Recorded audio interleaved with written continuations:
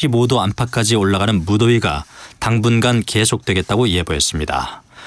내일 충청과 호남, 영남 내륙 지역엔 소나기가 오는 곳이 있겠습니다. 서울의 현 지경 33.6도입니다. KBS 1라디오 4시 경제뉴스 아나운서 박노원이었습니다. KBS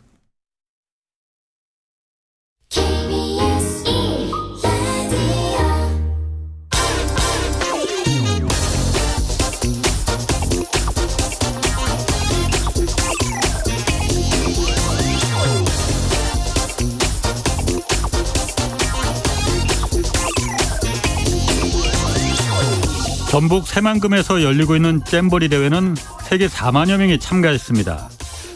6천억 원이 넘는 경제적 효과가 있을 것이란 주최 측의 설명이었습니다. 폭염에 그늘 한 점 없는 단척지 야영장은 그야말로 서바이벌 게임장이 되어버렸습니다.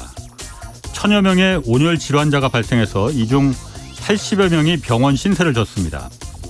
어젯밤 개막식 행사에서 수십 명이 픽픽 쓰러지면서 인근 경찰서에는 가포 비상령이 내려졌습니다.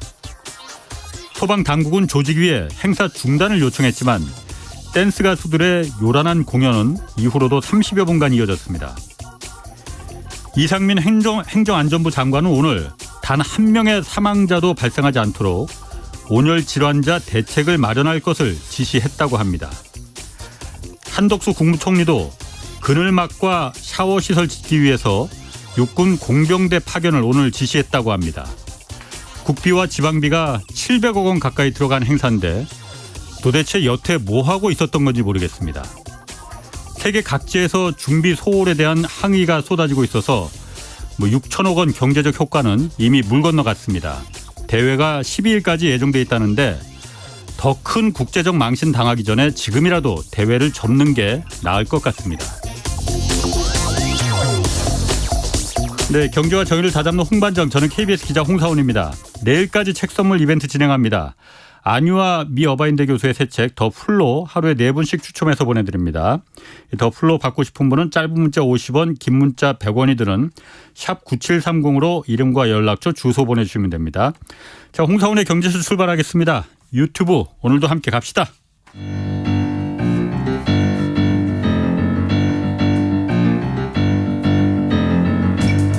세계 100대 경제학자, 가짜 경제뉴스 감별사, 가슴이 뜨거운 경제학자, 건국대 최백은 교수의 이게 경제다.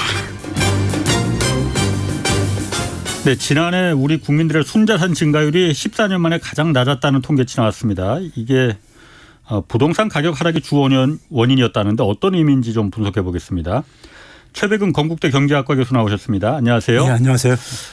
일단 먼저 이거부터 좀 다룰게요. 어제 미국 신용등급 이제 한 단계 하락했잖아요. 예. 그래서 밤 사이에 지금도 그렇고 미 국채가 굉장히 하락하고 있거든요. 예. 뭐 폭락하고, 이거는 다시 말해서 국채 금리가 지금 폭등하고 있다는 거잖아요. 실제로 작년 10월 이후 지금 최고치 지금 찍었어요. 10년물 국채 같은 경우에. 예.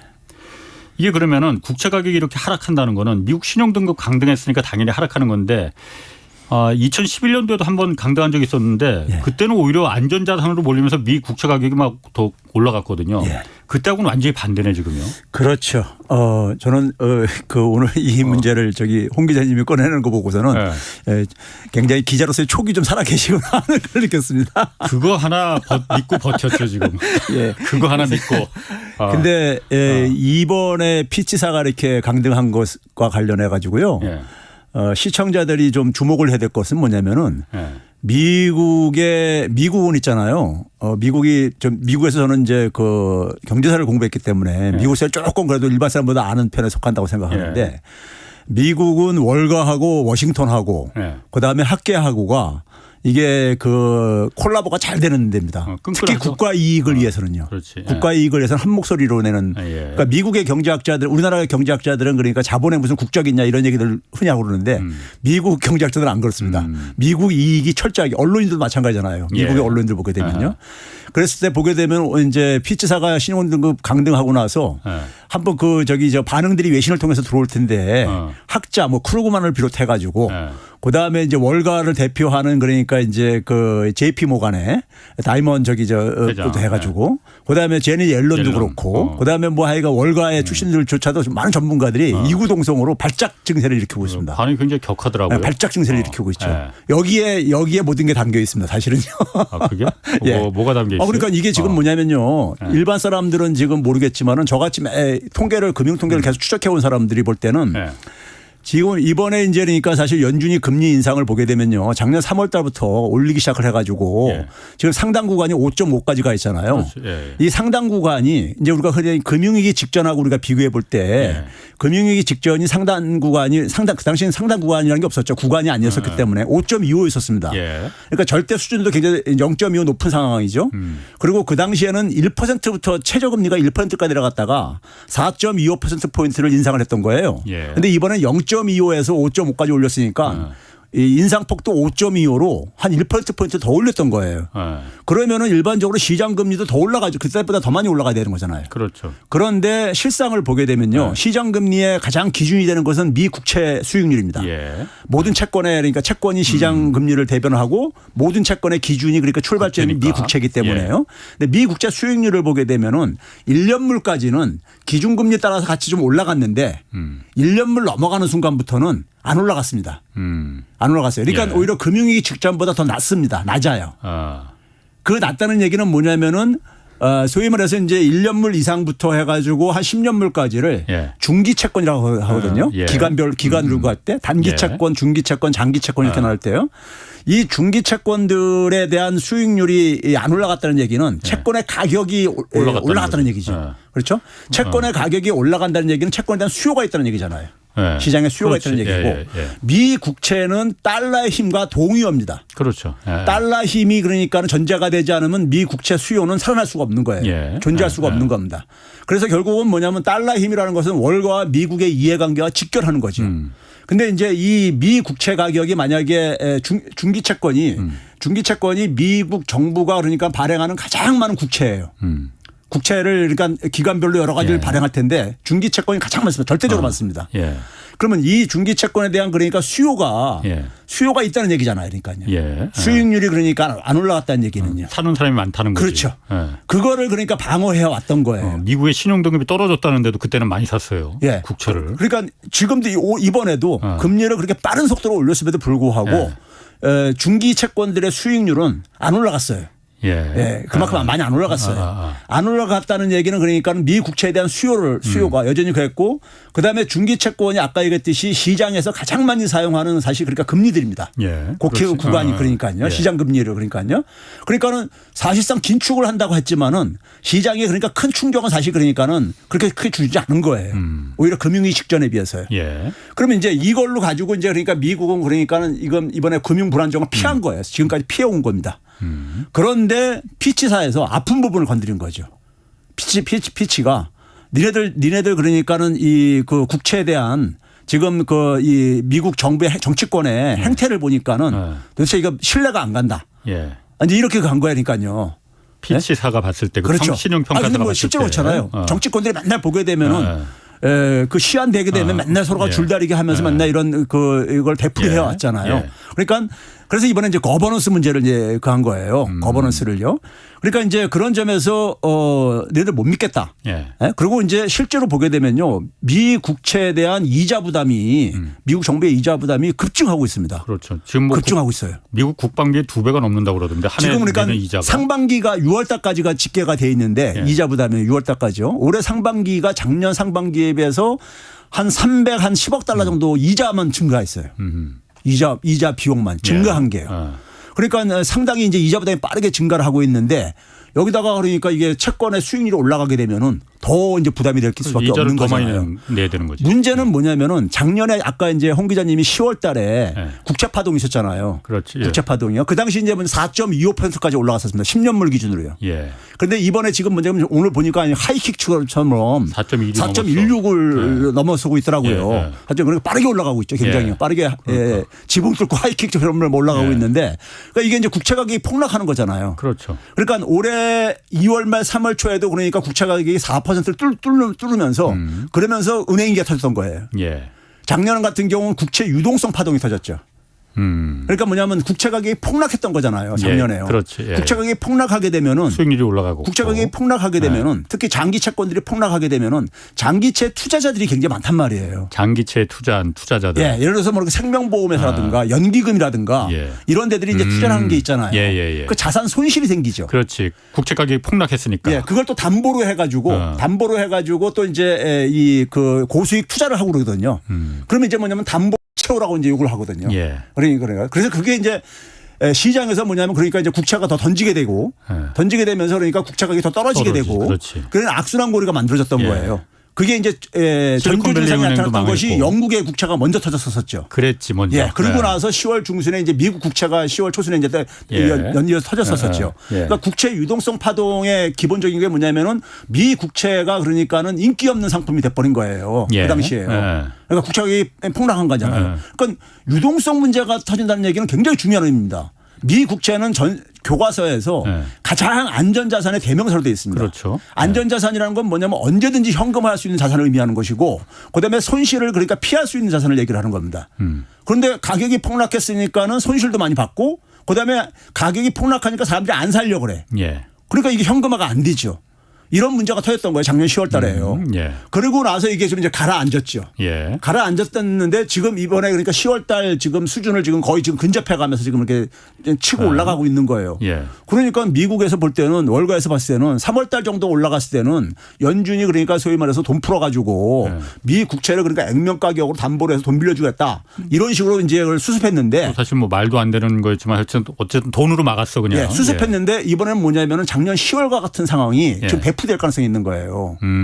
지금 상황이 국채 가격이 폭락을 그렇지, 하면서 그렇지. 네, 폭락하면서 국채 잔뜩 갖고 있는 기관 투자자나 뭐 은행이나 이런 게 있을 테니까. 더군다나 이게 뭐냐면 중기 장기 채권들이 예. 가장 많이들 갖고 있거든요. 그렇죠. 그러니까 예. 이걸 갖고 있는 사람들이 엄청난 손실을 볼 수밖에 없거든요. 예. 사실 지금도 뭐냐면 미 국채 발행한 액면 가격 대비 시장 가격이 더 내려가 있습니다. 예. 그래서 손실을 좀 많이 여전히 아직도 회복이 안 돼 있어요.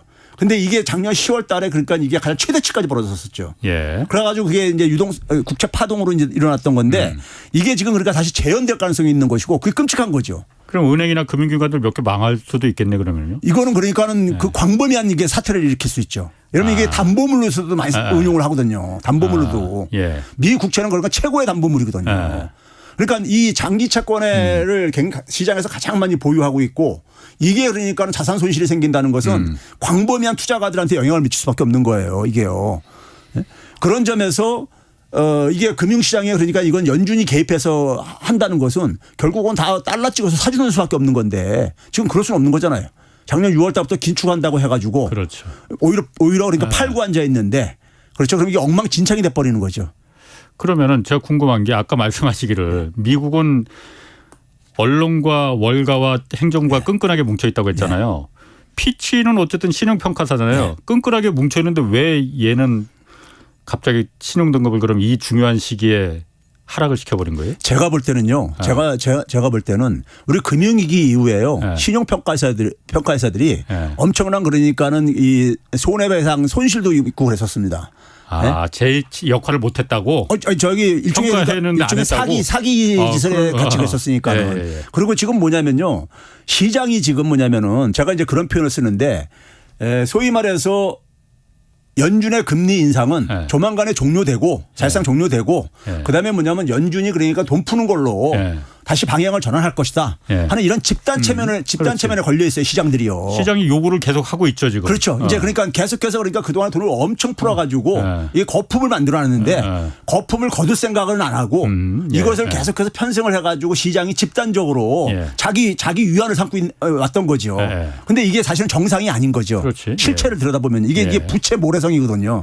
그런데 이거를 그러니까는 여기에 그러니까 뭐냐면 피치가 볼 때는 지금 뭐 보니까 수치상으로 지금 미국 정부가 지금 국채를 엄청 쏟아내고 앉아 있거든요. 쏟아내고 있는데 이게 지금 그러니까 정상이 아니라는 거죠 지금요. 볼 때. 그러니까 여기서 이제 누가 먼저 발 빼냐. 여기에 제가 볼 때 이제 불을 당긴 게 피치인 거죠. 피치가 예.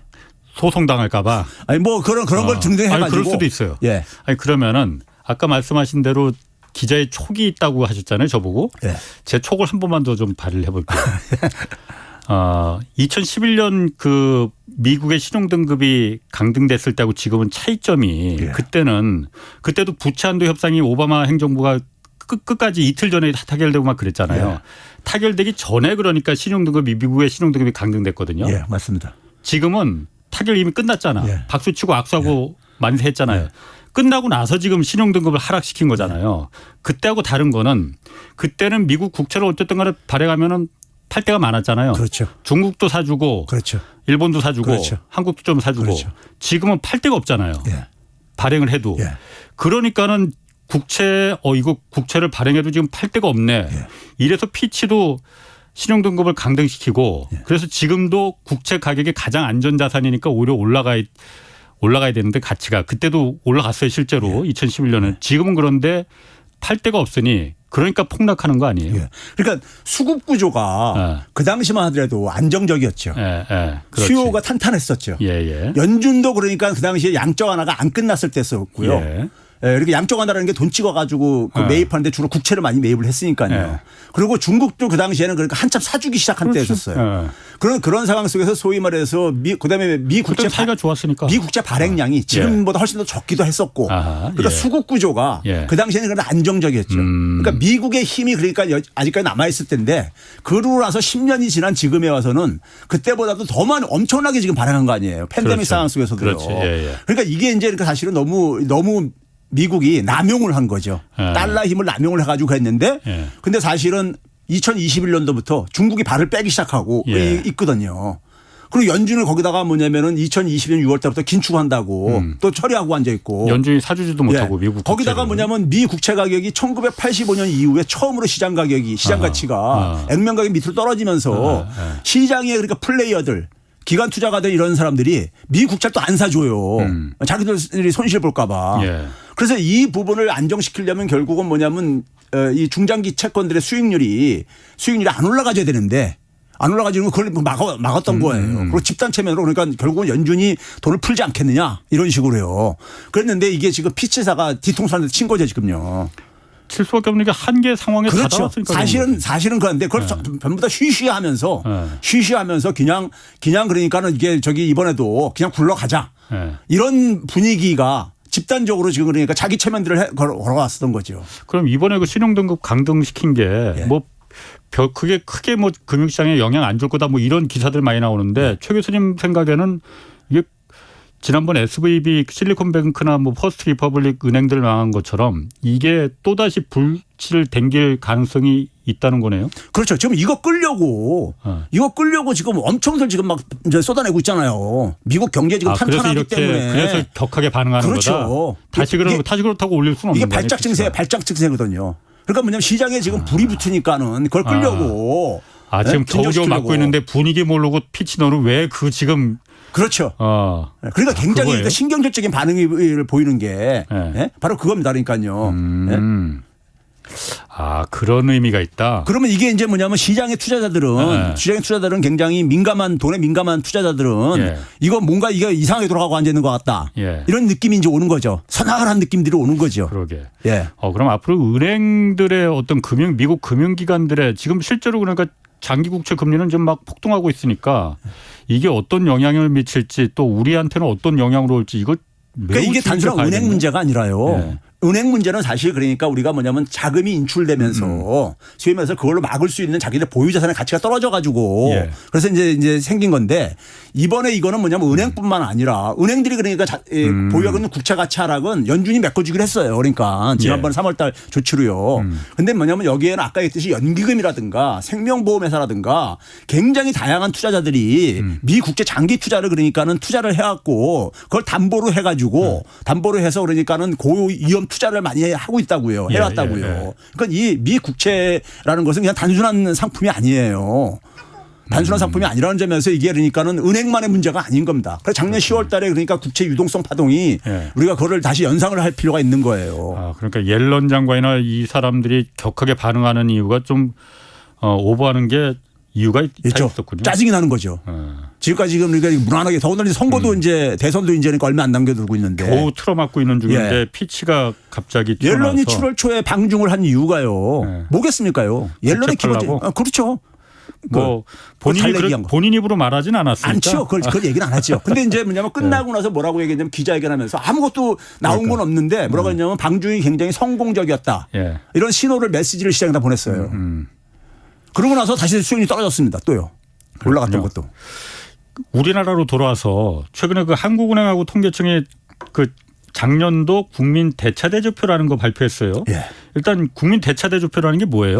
대차대조표라는 것은 우리가 이제 이 재무제표 중에 하나인데요. 재무제표 3대 재무제표 중에 하나인데 재무 상태 그러니까 이제 재산 상태라든가 이 재무적인 상태를 그러니까 우리가 정리하는 하나의 회계 이 장부들이 몇 가지가 있는데 대표적인 이제 그러니까 이 대차대조표 같은 경우는 자산 상태를 이제 정리한 거죠. 자산 상태를요. 자산과 부채를 이렇게 정리를 한 건데 그래서 이제 차변과 대변해서 이제 대차 대변하고 왼쪽, 차변. 오른쪽. 예, 그렇죠. 왼쪽 오른쪽 해가지고. 차변 대변하니까 좀 그렇다. 그렇죠. 왼변 오른변. 예. 왼쪽 왼변 오른변 해가지고 그쪽에다가 이제 왼쪽에다 자산을 정리하고 오른쪽에다가 이제 부채와 자본을 정리를 하는 건데 이거를 이제 그러니까 기업들도 하지만은 뭐 개인들도 하죠. 개인들도 다 이제 할 수 있죠. 그러니까 대차대조표는 사실은 영어 표현이 사실은 더 이제 실감이 되는데요. 밸런스 시트입니다. 그 시트라는 게 그냥 종이 페이퍼를 얘기하는 것이니까 균형을 맞춘 거죠. 그러니까요. 자산이라는 것은 커다랗게 부채화하고 자기 자본으로 구성되지니까요. 이거를 뭐냐면 한 국가적인 차원 속에서 이제 그러니까 정리를 하는 거예요. 근데 제가 이 기회에 좀 방송에서 좀 이제 한국에다 좀 제안하고 싶은 것은 연준은 이걸 분기별로 내고 있거든요. 근데 우리나라도 좀 분기별로 좀 검토를 해줬으면 좋겠어요. 우리는 1년에 한 번씩은 내고 있는데 그러니까 좀 상당히 자료 그 접근하는 게 늦게 되는데 이 대차대조표에서 이제 그러니까 우리나라 대한민국에 그러니까는 국가, 기업, 그다음에 금융회사, 가게들의 자산을 정리해서 이제 발표를 한 거예요. 자산을. 근데 하나 이제 주목할 만한 것은 뭐냐면 지난해 처음으로 뭐냐면은 다른 부분들은 다들 이제 그러니까 그래도 여전히 순자산이 증가를 했는데 이 와중에도 가게만 순자산이 318조 원이 줄어들었습니다. 가게 자산이. 예, 가게 순자산이요.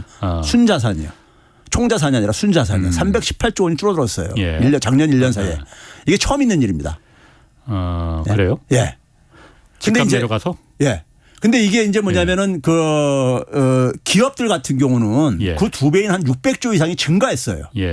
증가하고 뭐 국가 전체적으로 그렇고 금융에서도 증가하고 다 증가했는데 가게만 줄어들었어요. 가게만 줄어들었는데 가계의 자산의 핵심적인 게 이제 부동산 자산이잖아요. 그렇죠. 대부분 다 거기 묻혀. 예, 부동산 자산인데 부동산 자산을 보게 되면 가계의 부동산 자산을 보게 되면은 이게 한 310조가 줄어들었어요. 319조 정확하게 하면 309조가 줄어들었어요. 가계 부동산 자산만요.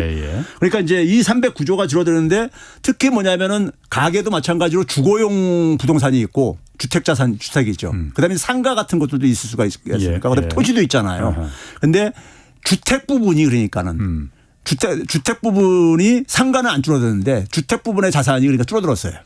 집값 내려갔으니까 당연히 줄어들었을 것 그런데 같은데. 이게 처음이라니까요. 외환위기 때도 안 줄어들었었어요. 왜 그러냐면요. 이게요. 이게 왜 그러냐면 집이 1년 사이에 많은 집을 짓잖아요. 그러니까 절대적인 양이 그러니까 증가했기 때문에 웬만하면 다 증가합니다. 가격이 떨어지더라도 공급되는 양이 많았으니까. 그래서 총량은 그러니까 증가할 수가 있는 거니까요. 그러니까 이게 가격이 떨어진다는 이 가치가 떨어진다는 것은 가벼운 일이 아닌 겁니다. 그렇죠? 1년 동안 많이 주택 짓잖아요. 주택 분양하고요. 했기 때문에 총량이 줄어들긴 쉽지가 않아요. 그래서 외환위기나 금융위기 때도 안 줄어들었었어요. 주택 이 자산이라는 건 총량이기 때문에. 그런데 이번에 그러니까 이게 줄어들었다는 얘기입니다. 한 310조 정도가 그러니까 부동산 자산에서요. 그럼 집값이 워낙 많이 떨어져서 그런 거예요? 아니면 공급량이 좀 부족해서 그런 거예요? 이게 이제 그러니까는 토지 자산도 많이 떨어졌어요. 토지는 그러니까 양이 일정하니까는 일정하니까 떨어지는 게 그러니까 이해가 갈 수 있어요. 그런데 주택 자산도 한 75조 정도가 줄어들었어요. 주택 자산도 주거용 주택 자산도 가계. 그러니까 이 얘기는 뭐냐면 결국 총량이 증가했는데도 떨어졌다는 얘기는 가격이 많이 떨어졌다는 얘기죠. 공급량도 하여튼 그렇게 많이 빠지진 않았었는데도 불구하고 그러니까 그 자산이 줄었다는 거는 그만큼 집값이 확 빠졌다 이거죠. 그렇죠. 근데 이게 이제 그러니까 우리가 처음 있는 현상이라는 거죠. 처음 있는 현상이라는 점에서 이게 우리가 좀 주목을 해야 되는 것인데 그런데 이제 문제는 뭐냐면은 그동안에 우리가 이제 뭘 상식적으로 많이들 얘기해왔지만은 우리나라 주로 이제 가계의 소득 증가보다도 자산 증가 속도가 훨씬 빨라왔단 말이에요. 예. 빨라왔는데 지금 사실은 이번에 주택 가격의 하락을 좀 이렇게 추적을 해보면 있잖아요. 예. 저는 이게 2021년 말 이후부터 이제 꺾이기 시작하는데 증가율이 꺾이기 시작하고 작년 그러니까 한 6월경부터 이제 그러니까 마이너스 구간으로 떨어지기 시작하는데 예. 이게 부동산 자료를 봤을 때요. 그러는데 문제는 뭐냐면은 이 그 주택 가격의 그 하락 이전에 어떤 예. 신호가 먼저 왔냐면요. 가구의 그러니까는 가처분 소득, 가계의 가처분 소득이 실질 가처분 소득이 2021년부터 줄어들었습니다. 마이너스 기록했어요. 그래서 이 인플레가 워낙 물가 상승률이 심하고 그런가? 아니 그것도 처음 있는 일이라니까요. 아. 그것도 처음 있는 일이에요. 예. 그러니까 왜 그러냐면은 그 가계도 계속 늘어나잖아요. 예. 가계도.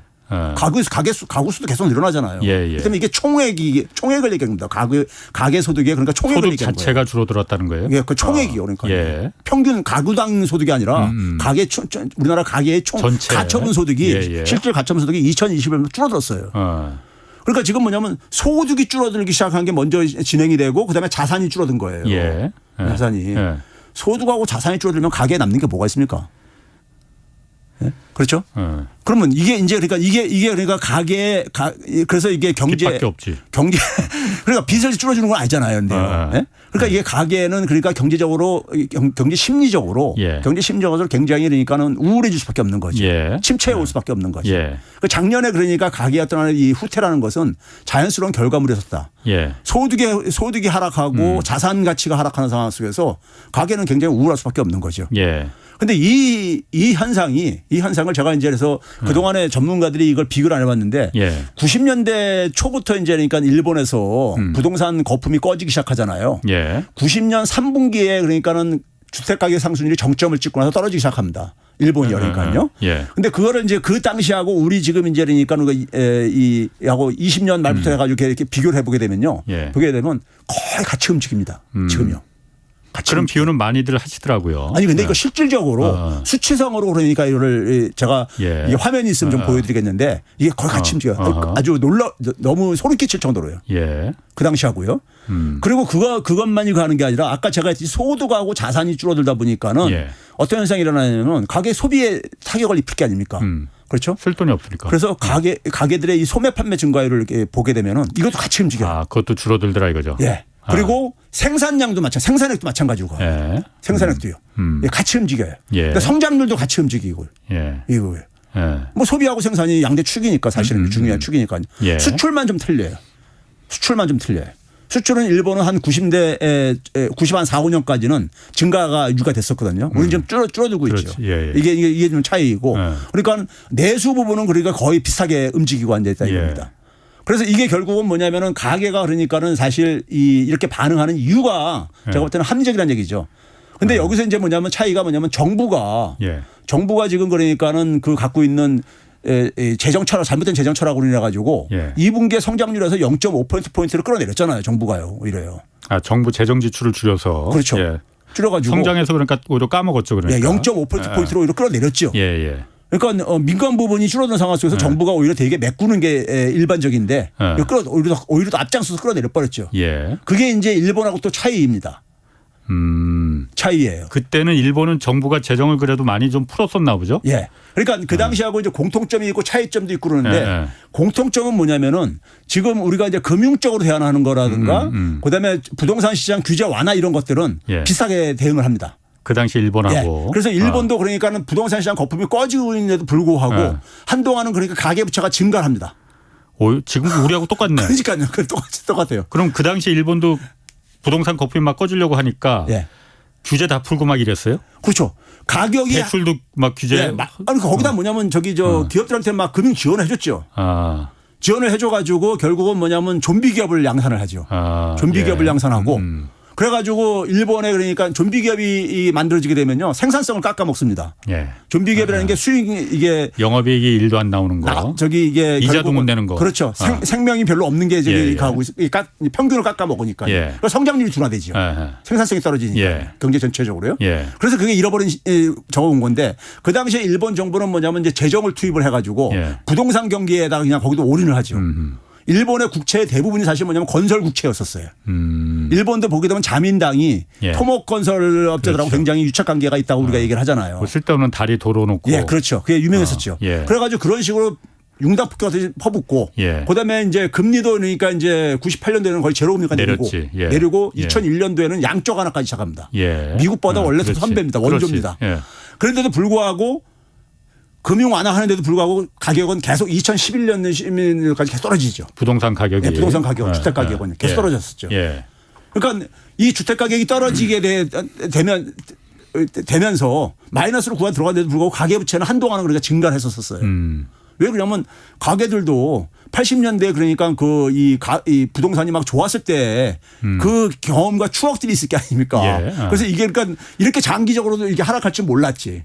그러니까 이제 뛰어든 거죠. 빚내서 더 샀고. 예. 지금 우리 사회에서도 지금 그런 분들이 있잖아요, 사실은요. 예. 예. 이게 지금 그러니까 결국은 우리 사회도 뭐냐 부동산 시장 불패론이라는 게 말도 안 되는 논리. 이게 논리적으로 말이 안 되는 얘기거든요. 시장에서 불패라는 건 존재할 수가 없는 거거든요. 뭐 말이 된다고 보는 사람도 있으니까. 아니죠. 어쨌든, 부동산 시장 불패라는 것은 부동산 가격이 계속 올라가셔야 되는 건데 그건 이론적으로 성립이 안 돼요. 이론적으로. 어쨌든 그 부분은 조금 이따 좀 반론을 하고. 예, 그렇게 했을 때 그랬을 때 이제 이게 그러니까 일본도 마찬가지로 그런 게 있을 게 아닙니까? 일본도 예. 고도 성장기에 계속해서 부동산 가격이 올라갔었으니까요. 예. 그러니까 그렇지. 처음에는 그러니까 가계부채를 늘리면서 거기 참여를 합니다. 했다가. 예, 참여를 하고 정부는 그러니까 통화 정책과 재정 정책으로 다 그러니까 지원을 해주고 그런데도 주택 가격은 20년 동안 계속 떨어집니다. 그렇지. 버블이 터지면서. 예, 계속 떨어져요. 예. 한 번도 멈추지 않고 계속 떨어져 내려갑니다. 계속 양쪽 완화를 하고 돈 푸는데도 계속 부동산 가격이 계속 떨어졌어요. 한 20년간 떨어졌습니다. 예. 그럼 그 상황의 초기 모습이 지금 우리하고 굉장히 우리다 이거죠. 흡사한 점이 많더라 이거예요. 지금이. 그런데 사실 우리는 작년까지는 이제 가계 자산에서 부동산 가격이 가치가 내려가면서 가계 순자산이 떨어졌다고 하지만은 지금 다시 집값도 오르기 시작했다 뭐 이런 보도들 많이 나고 실제로 집값이 좀 올랐잖아요. 제가 지금 주택 가격 저거를 변화율을 얘기하는 거는요. 네. 일본도 마찬가지고 전국 주택 가격의 저겁니다. 서울만이 근데 아니고. 우리나라도 전국은 예. 아직도 하락하고 있습니다. 그렇지. 예. 그러니까 일부 지역에 예. 지금 가고 있는 것이지 전국적으로 가격은 여전히 하락하고 있습니다. 예. 그러면은 그렇게 되면은 우리나라 같은 경우도 지금 사실 그러면은 그 일본의 전철을 밟는다면은 일본은 사실 그때도 도쿄가 가장 높았지만은 궁극적으로는 도쿄도 다 떨어졌잖아요. 그렇죠. 우리도 그럼 그럴 거라는 거예요, 그러면은? 근데 저는 그렇게 생각해요. 예. 주택을 그러니까 주택 가격이 지금 이제 그러니까 우리가 주택 시장 살리기 위해 가지고 예. 온갖 지금 조치를 취하고 있고 한국 내 금통위원 일부들은 그러니까 표면상으로 어쨌든 간에 거기다 불만도 표출하고 있고 예. 가계부채 지금 이걸 해야 되는데 부동산 시장 규제 완화해 가지고 오히려 그러니까 이게 지금 주택담보대출도 늘고 있고 지금 그런 상황으로 지금 되고 있잖아요. 예, 그렇죠. 예. 그래서 볼멘 소리들 나오고 있는데 일부 금통위원들이 근데 지금 이 상황 속에서 지금 이제 온갖 지금 이제 그 남아있는 수단들 다 동원할 거라고요. 동원할 거라고 남아있는 정부는. 수단이 더 남아 있어요 지금. 그러니까 뭐 이제 해봤자 이제 그러니까 결국은 이제 뭐 양도세 같은 거라든가. 예? 그다음에 이제 남아 있는 거 별로 거의 없을 것 같은데 이제. 그러니까요. 수단이. 근데 이제 문제는 뭐냐면 이게 더 상황이 지금 이제 거대니까 하지만 남아 있는 게 한두 개 정도는 남아 있다고 얘기를 합니다. 그럼 이제 그걸 다 풀었을 때도 보게 됐어도 이게 마이너스 이게 하락하는 게 안 꺾이게 되면은 지난번에 한번 얘기했지만은 시장이 공포에 갑니다. 더군다나 뭐냐면은 수요가 고갈돼 가고 있거든요. 소득이 없는데 소득이 떨어지는데. 바로 그겁니다. 그러니까요. 그러니까 지금 뭐냐면은 일부층들이 실수요자들이 그나마 그러니까는 그 정부가 지원하는 금융 지원 이거 힘입어 가지고 뛰어드는 사람들이 일부 있지만은 특례 보건 이런 거. 제한적일 수밖에 없다는 거죠. 제한적일 수밖에 없다는 거죠. 결국은 뭐냐면은 돈이 있는 사람들이 뛰어들어야 되는데 돈이 있는 사람들은 결국 뭐냐면 주택 가격이 상승할 거라는 전망이 있어야 들어옵니다. 그런 걸 투기 수요라고 부르죠. 그렇죠. 투기 수요가 붙어야만이 집값이 본격 대세 상승으로 가는데. 그렇죠. 근데 그 사람들은 뭐냐면 주택 가격이 상승한다는 투자 수익이 기대가 돼야지만 들어오거든요. 우리 사회 돈은 굉장히 많으니까. 근데 그게 아무렇게나 들어오지 않습니다. 아무렇게나. 그럼 그런 상황이 그러니까는 지금 전제가 되려면은 뭐 빚을 지원해 줄 테니까는 빚을 동원해 가지고 주택을 매입에 뛰어들어라. 이게 그러니까 이게 맞아 떨어져야 되거든요. 지금까지처럼요. 근데 지금 그럴 만한 지금 수요층이 거의 소진돼 버렸다 이겁니다. 뭐 일각에서는 그렇게도 얘기합니다. 지금 집값 물론 수도권 같은 경우에 지금 상승하고 있는 게 다시 꺾이고 올라가고 있는 게 말하신 대로 그 집값이 올라가는 건 진짜 집값이 대세 상승을 하려면은 실수요자들로는 절대로 이게 집값이 안 올라가거든요. 투기 수요가 거기 광풍이 투기 바람이 불어야 되는 거거든요. 네. 근데 지금 실수요자들이 집을 이제 구매해서 올리는 거는 그동안 그야말로 다주택자들이 이참에 마지막 기회라고 해서 다 푸는 거 아니냐 이런 그 분석들도 있거든요. 그게 이제 거의 막바지에 다다랐다. 왜냐 정부가 이제 더 이상 내놓을 카드가 그렇게 딱히 있지는 않으니 여기서 정말 더 계속 끌고 집값이 끌고 올라가는 걸 이어가려면 뭔가 내놓을 당근이 있어야 되는데 당근이 이제 부족하더라 이거거든요. 그러니까요. 제가 이제 처음에 이 주택 가치가 그러니까 지난해 처음으로 이게 예. 처음으로 마이너스로 돌아섰다는 것을 예. 이 의미를 좀 그러니까 음미를 하셔야 돼요. 예. 그러니까 아까 얘기했듯이 이게 순가격이 아니라 예. 총액이 그러니까는 줄어들었다는 얘기거든요. 예. 그럼 이런 일은 그러니까 처음 있는 일이에요. 외환위기 때도 없을 테니까요. 외환위기 때도 올랐어 이게요. 그러면 이제 그런 상황 속에서 아무리 돈이 있는 투기 세력들이라도 사람들이 돈에 대해서는 굉장히 민감하다. 예. 그 위험을 그러니까는 자기가 끌어올리고 자기가 이제 북치고 이제 그래가지고 끌어올리는 것이 뭔가 그러니까 이게 근거가 있어야지 이게 그걸 하지. 예. 이게 저거나 집단적으로 움직여야 되거든요. 집단적으로. 근데 그럴 만한 지금 그러니까는 이 상황이 아니란 얘기죠. 여러분 주택 가격에 지금 그러니까 근본적인 대세 전환이 안 일으키고 있거든요. 지금요. 예, 근본적인 대세 전환이라는 게. 근본적인 대세 전환이라는 거는 어쨌든 투기 수요가 붙어야 되고 그 투기 수요를 받쳐주려면은 소득이 좀 있어서 그렇죠. 그 투기 수요를 누군가 받아줄 사람이 있어야 된다. 그렇죠. 근데 어쨌든 뭐 그러면 이론적으로는 맞는데 뭐 지금 유튜브 댓글에도 그런 분들 많이 나와요. 그 두 분 다 우물한 개구리라고 시장은 부동산 시장은 그렇게 작동하지는 않는다라는 분들도 있는데 뭐 모르겠습니다. 어쨌든 지금 그런데 정부의 정책은 말로는 그러니까 집값이 내려가야 된다라고 원희룡 장관도 계속 말을 합니다. 그리고 이창용 한은 총재도 지금 가계부채 100% 넘는 거 이거 매우 위험하다. 80%까지 줄여야 된다라고 말은 그렇게 하는데 정부가 내놓는 정책들은 하나같이 전부 다 집값을 끌어올리고 가계부채를 늘리는 방향으로 있잖아요. 그러면은 저는 사실 이해는 가거든요. 이해가 가는 게 지금 집값이 말 그대로 경착륙을 해버리면은 분양이 안 되는 거 더 안 될 테고 그럼 건설사들 즉 거기 또 건설사들뿐만이 아니고 거기 물려있는 증권사 캐피탈 은행들까지는 뭐 괜찮다 하더라도 금융기관들 다 작살나고 이러면 정말 헬이다 지옥이다. 그러니 이거는 어떻게든 다시 한번 투기 광풍이 한번 불 때까지 혹시 아니야 미국의 금리 갑자기 확 내릴지 그때까지 어떻게든 버텨야 된다. 그런 면에서 정책을 그 결정하는 입장에서는 그럴 수도 있겠구나라는 이해도 좀 가긴 가거든요. 그거는 그 정책 당국자뿐만 아니라요. 예. 우리나라 국민들의 상당수가 사실은 그러니까 부동산 투기에 대해서 부정적으로 다들 평가들을 하면서도 많은 사람들은요. 이 소위 말해서 이 부채 모래성이 무너지는 것에 대해서 사실 그러니까는 그 이 소위 말해서 주택 소유하고 있는 분들은 복잡한 감정들을 갖고 있죠. 물론 그렇죠. 예. 왜 그러냐면은 지금 뭐 소득이 그러니까는 소득과 일자리가 제대로 보장이 안 되는 상황 속에서 유일하게 기댈 때가 지금 이거거든요. 부동산 자산이거든요. 그러니까는 이게 그러니까 떨어지지 않기를 바라는 이 심리가 집단적인 심리가 그러니까 굉장히 형성돼 있고 지난 그러니까 한 30년 이상 동안에 30년 이상 동안에 이게 지금 이게 굴러온 거다 보니까는 여기에 굉장히 많은 그러니까는 경제적인 이권들이 그러니까 소위 말하는 진짜 부동산 카르텔이 형성돼 있어요. 부동산 카르텔이. 그러니까 아까 홍 기자님이 얘기했듯이 이게 그러니까 무너지게 되면 엄청난 충격이 올 수밖에 없는 거죠. 그런데 이건 어떻게 보면 우리가 자초한 거예요. 자초한 거예요. 그렇죠. 자초한 거예요. 계속해서 눈덩이로 굴려온 거 아닙니까? 눈덩이로 굴려왔는데 이게 그러니까는 제가 아까 모두에 얘기하는 게 뭐냐면 처음으로 이게 수십조가 그러니까 어쨌든 가치가 하락을 했다 이겁니다. 주택 가치가. 주택 가치가요. 그게 이제 시작이라 이거죠. 그렇죠. 일본처럼 가는 걸 막을 수 없다. 그렇죠. 아니 그러니까 일본 그러면 금리 인하로 바뀌게 되면 살아날 것이다 한다면 일본이 왜 안 살아났습니까? 그럼 왜 안 살아났어요? 그러니까 그 주택 가격이 하락하는 상황 속에서 일본도 그 당시부터 뭐냐면 소위 말해서 이제 그러니까는 실물 경제도 굉장히 어려워집니다. 일본의 경쟁력이 산업 경쟁력이 이루어지기 시작한 게 90년대거든요. 그 잃기 시작한 게요. 아하. 그래서 90년대 말에 그러니까 산업 구조조정을 하고 그럽니다. 예. 예? 끝내는 그러니까 잃어버린 10년 보내고 나서요. 예? 그러면 이제 그런 상황에서 그러니까 결국은 뭐냐면은 그 당시 일본이 우리보다 훨씬 더 산업에 그러니까는 이 산업은 기반은 건강했었지 오히려 더요. 일본은 예, 예. 사이즈가 크니까요. 예, 예. 근데 지금 우리는 굉장히 지금 산업도 굉장히 위기 상황으로 내몰리고 있거든요. 그렇지. 산업마저도 일본하고 더 안 좋은 게 산업마저도 우리는 수출도 안 되고 지금 7월 달에요. 상황이야. 7월 달 무역 실적이 나왔잖아요. 예. 7월 달에 수출액이 2018년보다 더 적습니다. 2018년보다 예.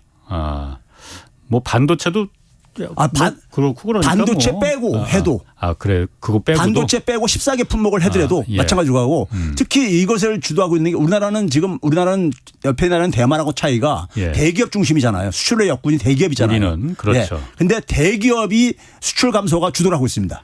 중소기업 중견기업이 아니라. 이거 뭐 발표가 된 거니까 통계가 예. 예? 쉽게들 다 찾을 수 있으니까 한번 봐보세요. 대기업의 그러니까 수출 감소가 2018년 이전 수준으로 돌아갔어요. 그렇죠. 네. 하긴 저는 삼성전자나 SK하이닉스가 적자나고 이런 거 처음 보는 것 같아. 그러니까 이게 반도체만이 아니라니까요. 예. 우리나라 지금 보게 되면 그동안에 유일하게 했던 게 자동차하고 2차 전지였는데 예. 2차 전지는 그러니까 소위 말해서 이 미래 성장 산업인데 예. 이게 수출에서 차지하는 규모는 크지 않습니다. 1.7% 정도뿐이 안 돼요. 예. 7월 기준으로. 근데 7월 달부터 이것도 그러니까 마이너스로 돌아섰습니다. 마이너스로요. 그러니까 예. 자동차만 지금 그러니까 유일하게 지금 가고 있는 거예요. 그러니까 나머지 그러니까 우리나라의 주력 산업들이 제조업들인데 예. 제조업들이 그러니까 이게 대기업들의 주력 사업들입니다. 그러니까 대기업들이 타격을 지금 입고 있는 거예요. 대기업들이요. 우리나라는 대기업 중심의 경제 구조잖아요. 그렇죠, 그렇죠. 예. 근데 대기업의 그러니까는 이 수출액이 2018년 이전으로 돌아갔다니까요. 지금요. 그러니까 일본이 과거에 이 상황에 한국이 지금 초입 상황에서 선택을 그럼 금리를 확 내려서 제로 금리로 내리고 거기서 그 부동산도 살리고 기업들도 투자를 늘리고 이러려고 했는데 그게 안 먹혔더라 결과적으로. 그게 왜 그러겠습니까? 이게 예를 들어서 뭐냐면 돈을 싸게 빌려가지고 자산에 투자했을 때 예. 거기서 수익이 기대돼야지만 하는 거거든요. 예. 그래서 초창기에는 가계부채가 증가했다 했잖아요. 증가했는데 별로 큰 효과가 없다는 걸 보고서는 그다음부터 가계부채도 줄어들기 시작합니다. 예? 곧 이제. 우리도 그러면 그 전철을 밟을 가능성이 크다라고 그렇죠. 보면 된다. 지금 왜 그러냐면은 지금 예를 들어서 그러니까 과거처럼 예. 빚내 가지고 집을 샀을 때 예. 2018년 19년 이후처럼 이렇게 막 집값이 올라간다는 것이 한다면 하죠. 누구나가 다 뛰어들죠. 그래서 저도 예전에도 한번 최 교수님하고 말했었지만은 저금리는 선이고 고금리는 악이다. 이 패러다임부터 좀 바꿔야 될 것 같아요. 지금은 고금리를 차라리 계속 유지해서 노동소득이 더 그야말로 부를 늘릴 수 있는 수단이 되는 그 사회가 돼야만이 되는 거지. 저금리로 해서 은행에서 이지머니로 싼 값에 돈 빌려서 부동산 투자하고 뭐 코인에 투자하고 주식에 투자해서 자산 소득이 증가하는 그 사회가 되는 거는 이참에 좀 바꿨으면 좋겠다라는 생각이 좀 들더라고요. 우리 경제 그건 뭐 굉장히 아주 바람직하고 원칙적인 얘기인데다가요. 우리가 지난번에 한번 한국처럼 그러니까 선진 국가 중에서 가계부채가 GDP 대비 100% 넘는 나라로 예. 호주나 캐나다를 얘기했는데요. 예. 이들 나라하고 우리하고 또 하나 차이가 뭐냐면요. 예. 가계부채 증가율은 우리가 좀 높은데 예. 소득 증가율은 우리가 이들 나라보다 낮아요. 명목소득 소득 증가율은. 증가율은? 그러니까 우리가 그렇지. 굉장히 취약하지. 취약한 거예요. 여러 가지로요. 한 가지 더 중요한 얘기 있어갖고 그거는 뭐 예. 거기까지 저도 예. 그거 아는 얘기니까 거기까지 하시고 한국은행이 최근에 예. 나 이거 좀 궁금하더라고요. 갑자기 금융기관들 위기 상황 닥치면 그러니까 미국이 기준금리 올렸을 그날이에요. 이거 발표했거든. 은행하고 은행권하고 비은행권 다 해서 190조 원을 긴급 자금 대출해 주겠다. 그러니까 뱅크런 사태 같은 거 막자는 취지라는데 이게 일상적인 그냥 뭐 예방 차원의 조치인지 아니면 뭔가 좀 뭐 있어서 그런 거야 이건지 어떤 겁니까? 그러니까 소위 말해서 이제 대출제도 개선을 이제 그랬죠. 예. 지난 한국은행이 27일 날 지난주 27일 날 그러니까 목요일 날 예. 소위 말해서 비상 거시 경제 금융회의라는 게 있죠. 예. 거기 이제 뭐 관련 단체 기재부 이제 장관부터 해가지고 예. 다 모였었는데 예. 그게 아침에 열리고 나서 금통위는 이제 사전에 미리 소집을 한 것 같아요. 예. 미리 다 그러니까 그래서 바로 돌아가가지고 예. 은행에 관해서 열렸기 때문에 예. 바로 이제 한국은행이 옆에 있으니까는 가가지고 이제 금통위원회 열려가지고 대출제도 개선안을 발표를 한 거예요. 지금 홍 기자님이 얘기하는 겁니다. 예. 근데 이 대출제도 개선이 처음이 아니에요. 작년 11월 달에도 했었습니다. 1차 있었어요. 아, 그래? 그때 뭐가 있었나 그때? 작년에 12월달에 그러니까 김진태 사태 있었잖아요. 아, 그때도 그러니까 대출제도 개선을 해가지고 돈 지원했다는 걸 제가 지난번에 얘기해가지고 4분기 때 통화량이 확 증가했다는 게 그 얘기입니다. 그것도 그럼 한국은행에서 직접 대출해 준 거예요? 한국은행 그러니까 대출제도 개선이라는 게 대출이라는 게 은행의 은행이잖아요. 중앙은행이요. 근데 그냥 대출해 주는 게 아니라 담보를 잡고 대출해 주거든요. 물론이지. 근데 담보물이 굉장히 엄격하게 제한돼 있어요. 쉽게 얘기해서 뭐냐면 정부가 발행한 국채라든가 아니면 자기 자신이 발행한 통화 안정 증권이라든가 이런 것만으로 국한돼 있어요. 금융위기 때 같은 특수한 상황에 MBS 같은 걸 좀 이제 열어놨던 거예요. 그런데 이거를 그러니까 잠깐만 확장해 주는 거예요. 담보물을요. 담보물의 대상을. 그래서 그것도 이제 작년 같은 경우는 은행으로 가능한 국한시켜 가지고 이제 그랬었죠. 근데 이번에는 뭐냐면 비은행 것까지 확장한다는 거 아닙니까? 그거를요. 뭐 새마을금고도 다 새마을금고 중앙이라든가 저축은행 중앙이라든가 이런 데를요. 거기도 위험하니까. 그런데 여기는 그러니까 사실은 여기가 만약에 중앙은행에서 자금을 지원해 준다면요. 이건 중앙은행에 사실 통제 안에 있어야 되는 거예요. 그렇지. 그렇죠. 근데 이건 아니잖아요, 지금요. 아니잖아요. 한국은행은 원래 은행한테만 돈을 그러니까요. 그렇게 돼 있다니까요. 은행의 이유도 다 있고. 그렇죠. 그렇게 하게 만든 이유도 그다음에 있고. 뭐냐면은 이런 소위 비은행 예금 기관들한테 대해서 해주려면 금융기관들 해주려면은 한국은행법의 80조가 영리기업에 대한 여신이라는 걸 주장하고 있어요. 그런데 이 영리기업에 대한 여신을 할 수 있는 상황이 내용이 보게 되면요. 약간 추상적인 것도 있지만은 거의가 시스템 리스크. 그러니까 금융 시스템이 붕괴되는 이런 상황. 그러니까 우리가 금융위기 때 같은 상황에서 그러니까 이게 동원할 수 있는 저거예요. 긴급할 때. 그렇죠. 그런데 지금 그러니까 우리가 새마을금고라든가 일부 새마을금고들 그다음에 일부 저축은행들이 소위 말해서 위험성이 높은 PF 사업에다가 이게 투자했다가 이게 고수익 저거 아닙니까? 고수익 사업에다가 자금을 지원했다가 그걸로 가지고 그러니까 문제가 없을 때는 굉장히 고수익 잔치를 누렸던 거 아닙니까? 살이 돼서 돌아왔죠 지금. 근데 이제 그게 이제 그러니까 그거 이제 고위험성이 있는 게 지금 이제 드러나는 거 아니에요. 근데 그러면 그런 데들이 그러니까 지금 뭐냐면 뭐 전체적으로 다 지금 문제가 있는 건지 아니면 일부가 그렇다면은 일부가 더군다나 그쪽은 계속해서 그동안 얘기했던 게 뭐냐면 중앙에서 충분한 자금을 확보하고 있다. 이런 얘기도 계속 했었잖아요. 새마을금고 중앙회가 자체적으로 충분히 자금 갖고 있다고. 그래 왔는데 거기다가 돈을 지원을 해 주겠다는 것은 그러면 한국은행은 적어도 뭘 얘기를 해야 되냐면요. 지금 거기 안 지원해 주게 되면은 대한민국 금융 시스템이 그러니까 셧다운 된다. 이걸 얘기를 해 줘야 돼. 설명을 해 줘야 되는 겁니다. 그렇지 않으면은 저는 한국은행법 80조에 저는 걸린다고 생각해요. 지금 그럼 한국의 금융기관들이 그런 상태라는 거예요? 아니 비은행권이나 뭐 이런 데들이? 아니 제가 볼 때는 이게 그러니까 그런 상황은 아니라고 생각해요. 그러니까 미국만 하더라도 그리고 그러면서 이제 뭐냐면 SVB 사태를 그러니까는 실리콘밸리 은행 금융통화위원들이 그러니까 거론을 했어요. 그런데 실리콘밸리 은행 같은 경우는 터지고 나서 연준이 조치한 거는요. 연준이 조치한 건 뭐냐면은 은행들이 그 동안에 담보로 자꾸 대출받았던 것들, 그 국채라든가 MBS 같은 경우 정보보증기금 발행한 이것들에 대한 것을 액면 가치로 담보 가치로 받아주고 기간을 좀 연장해 주겠다. 이거였었어요. 그러니까 실제 가치가 아니고 액면가로 말도 안 되는 거지만 담보물을 확장은 전혀 안 했어요. 더군다나 이건 은행이죠. 상업은행이잖아요. 상업은행이니까 연준이 갈 수가 있는 거죠. 그런데 지금 이거는 지금 뭐냐면 비은행이잖아요. 지금요. 비은행이고 그리고 나머지 미국도 상업은행, 지역 상업은행 같은 경우는 부실화된 것들은 통폐합시켰어요. 원래가 그렇게 하고요. 망하게 놔두고 시스템 리스크가 아닌 이상에는. 그게 원칙인 거거든요. 그럼 한국은행이 지금 비은행권 뭐 보험회사 새마을금고까지 다 이렇게 해준다는 건 왜 그러는 거예요 그러면? 그러니까 이게 그러니까는 이 금융시장에 아주 작게 해석한다면은 금융시장에 불안정해지는 거를 원치 않는 거고 만약에 극단적으로 얘기한다면 이거 지원 안 해주게 되면은 대한민국 지금 그러니까 금융 위기가 올 수가 있다. 이거 좀 크게 보면은요. 지금 현재 그 위기에 징후가 있는 건 아니고 그렇죠. 지금 그러니까 뭐냐면 상황이 내부가 지금 제대로 지금 그러니까 그 명단도 공개를 안 하고 있잖아요. 물론 그렇죠. 공개 안 하고 있다 보니까는 제가 그래서 항상 하는 게 뭐냐면 금융은 투명성이 굉장히 생명입니다. 그래서 투명하지 않으면은 사람들이 자꾸만 이게 그러니까는 루머가 돌고 그러기 때문에 이거 투명하게 이렇게 다 공개를 하고서는 거기에 맞는 그러니까 처방책을 만드는 게 중요하거든요. 그런데 이게 그러니까 투명하지 않고 자기들끼리만 판단을 해가지고 정보를 가지고 그런 대책을 발표했을 때 그러면 사람들은 두 가지 생각하죠. 하나는 이게 진짜 심각한가? 한국은행이 돈을 지원할 정도로 지금 심각한 상황인가? 저는 그렇게 의심했어요. 그렇다면 대한민국 지금 금이 큰일인 거죠. 더군다나 지금 대외적으로도 지금 그러니까 지금 뭐 미국에 지금 이런 상황이 지금 몰려오고 있는 상황이고 아니 그러면은 시간도 없는데 그러면 그런 비은행권들까지 한국은행이 위험 있을 때 우리가 돈 무제한으로 지원해 주겠다 몇 백조 막 하면은 거기서 뭐 앞으로 부동산 PF나 이런 거 위험 수익 같은 거 뒤에 한국은행 있으니까 우리 할래 이렇게 달려들겠네. 그러니까 말이죠. 그러니까 영리기업에 대해서는 굉장히 아주 제한적으로 가겠다니까요. 지원을요. 그러게. 그러니까 금융 시스템이 셧다운될 정도의 상황이 아니면은 지원 못하게 됐단 말이에요. 거기까지 하셔야겠어 오늘. 도덕적 얘기가 생기죠. 바로. 최백운 건국대 교수였습니다. 고맙습니다. 네, 감사합니다. 홍사원의 경제쇼였습니다. 여러분, 집을